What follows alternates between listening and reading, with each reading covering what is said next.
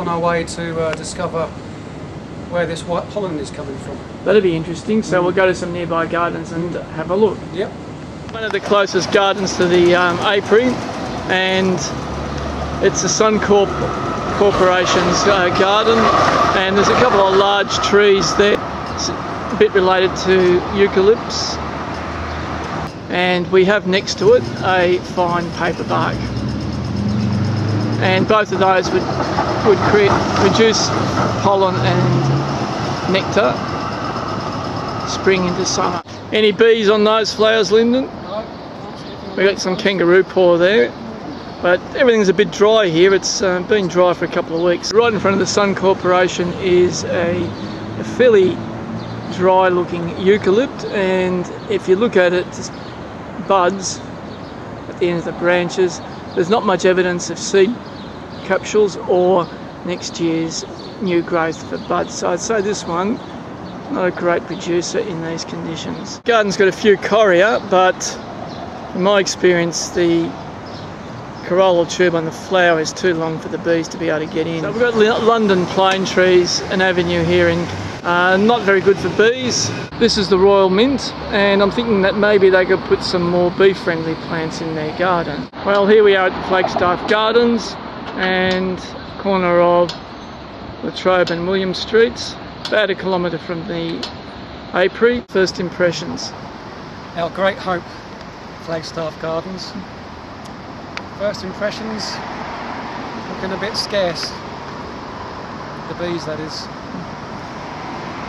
Nice and green though. And mostly English trees. We've got one jacaranda there which would have been okay. We've got some pine trees which are good for propolis, but a lot of I can see a eucalypt. I've spotted one just hiding in the shadows there. That's worth having a look at. Produces a lot of blossom, a lot of nectar, Christmas, New Year period, and in Victoria it doesn't grow quite as large as in Queensland, but we can see it's got plenty of new growth on it, so that next year we can keep our eye out and see. Seen a bee and maybe found the source of the white pollen on some white agapanthus. These are just about finished, and it's a very hot afternoon, so the nectar may have dried up. Bee. Okay, and Come on Barry, what's that flower called? that's a hibiscus. There's a bee there. These flowers had white pollen, so that could be the source of the white pollen in the hive. We just have noticed, we thought that the white agapanthus might be a source of the white pollen, but on closer investigation we found that it had more yellow pollen.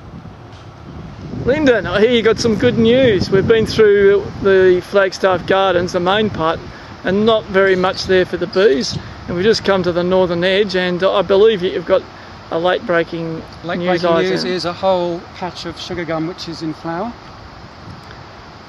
Very nice. Look at that, tucked away right at the end of the park.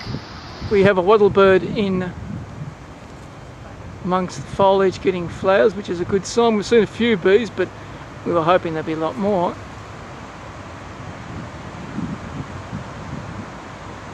Buds that look pretty close to coming out. So I'll keep a look at that over the next couple of weeks. This tree's in flower. This branch has fallen off, but you can get a close look at the amount of flowers it's got on it, and it's got a very characteristic trunk.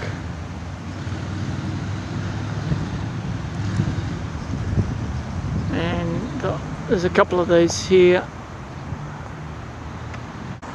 It's definitely working, this tree. They're staying on the individual flowers for quite a long time. So what's the report about this, Lyndon, this Flagstaff Gardens? I think this is a good site. It's 6 blocks from the hive, so about 1 kilometre, and all these gum trees here are in flower, and we can actually see the bees working them. So it's a good source of nectar for now. Yeah, very encouraging.